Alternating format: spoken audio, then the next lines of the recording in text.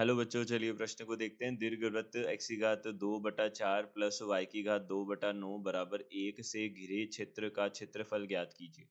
तो हमें इस दीर्घवृत्त के से घिरे क्षेत्र का क्षेत्रफल ज्ञात करना है। तो सबसे पहले हम मुख्य अवधारणा देख लेते हैं।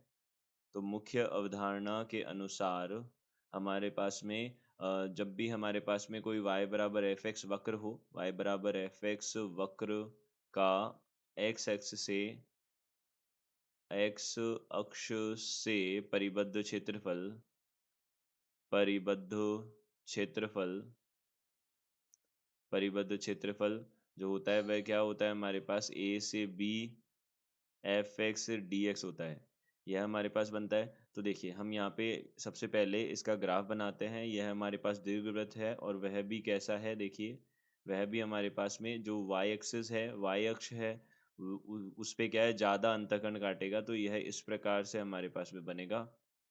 देखिए यह बिंदु जो है वह हमारे पास में 2,0 होगा, माफ़ कीजिए, यह बिंदु हमारे पास में 2,0 होगा। यह हमारे पास में 0,2 होगा, माफ़ कीजिए, 0 -2,0 होगा। यह बिंदु हमारे पास में कितना होगा, 0,3 होगा। और यह हो जाएगा हमारे पास 0,-3। यह एक्स एक्सिस होगी, यह वाई अक्ष होगी, यह 0 होगा। तो हम देखिए हम इस एक भाग का क्षेत्रफल अगर ज्ञात कर लें और फिर उसको 4 से गुणा कर दें तो हम सारे भागों का निकाल सकते हैं, सारा परिबद्ध एरिया निकाल सकते हैं। तो देखिए यहाँ से हमने क्या किया, सबसे पहले हमने यहाँ पे समीकरण ज्ञात की। तो एक्स की घात 2 प्लस 4 प्लस बटा 4 प्लस वाई की घात 2/9 बराबर 1 है। तो यहाँ से हमने देखा वाई की घात 2 बराबर कितना हो जाएगा, यहाँ से 9 गुणा 1 माइनस एक्स की घात 2/4 हो जाएगा। अब इसको हल किया तो यहाँ पे वाई बराबर कितना आ जाएगा, प्लस माइनस, अब देखिए वर्गमूल करेंगे तो 3/2 बनेगा और वर्गमूल यहाँ से हो जाएगा 4 माइनस एक्स की घात 2 हो जाएगा। अब देखिए ये 3/2 है और प्लस माइनस है। अब देखिए हम तो एक्स एक्सिस के ऊपर वाला हम क्या कर रहे हैं, वक्र ले रहे हैं। तो हमें केवल धनात्मक लेना होगा, ऋणात्मक लेने की जरूरत नहीं है। तो हम यहाँ से क्या करेंगे, देखिए हम क्षेत्रफल ज्ञात करेंगे। क्षेत्रफल हमने देखा तो क्षेत्रफल क्या हो जाएगा, 4 गुणा, अब देखिए हम ऐसा क्यों कर रहे हैं, हम एक का निकाल के, एक चतुर्थांश का निकाल के हम चारों से गुणा करके इसका परिबद्ध एरिया निकाल लेंगे, परिबद्ध क्षेत्रफल। तो यहाँ से सबसे पहले सीमाएं एक्स का मान जो है वो 0 से 2 के बीच में होगा। अब देखिए y यानी कि y बराबर एफ एक्स यानी कितना आ जाएगा, 3/2। अब देखिए हम ऋणात्मक नहीं लेंगे क्योंकि हम एक्स एक्स के ऊपर वाला जो वक्र है उसी को हम ले रहे हैं। तो यह बनेगा। अब देखिए यहाँ से हमने क्या किया, यहाँ से देखिए 2 से इसको काटा तो कितना बन जाएगा, 6 समाकलन 0 से 2 तक जाएगा और वर्गमूल 4 माइनस एक्स की घात 2 dx बन जाएगा।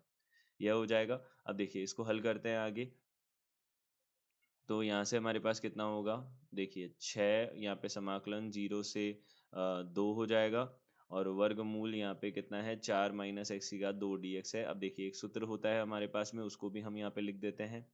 तो सूत्र क्या है, समाकलन, देखिए समाकलन वर्गमूल a की घात 2 माइनस एक्स की घात 2 dx जो है, इसका सूत्र होता है हमारे पास x/2 वर्गमूल a की घात 2 माइनस एक्स की घात 2 और यहाँ से होता है प्लस a की घात 2/2 साइन प्रतिलोम x/a प्लस c होता है। यह हमारे पास सूत्र होता है, इसका हम यहाँ पे उपयोग करेंगे। तो देखिए यहाँ से हमने इसका उपयोग किया तो क्या बनेगा, देखिए 6 गुणा, यहाँ से 0 से 2 तक की हमारे पास सीमा है।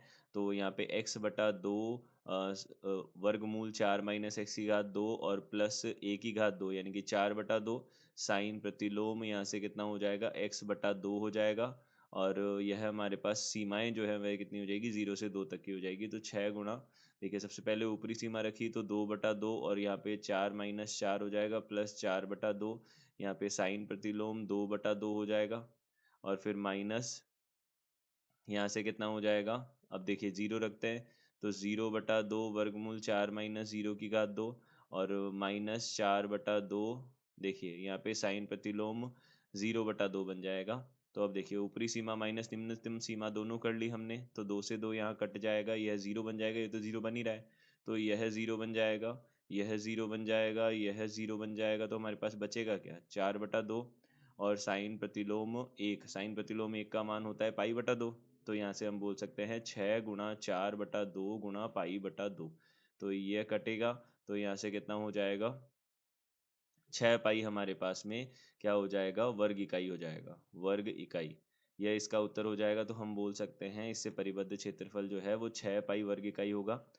दिए गए प्रश्न का उत्तर यह है। आशा करते हैं आपको समझ आया होगा। धन्यवाद।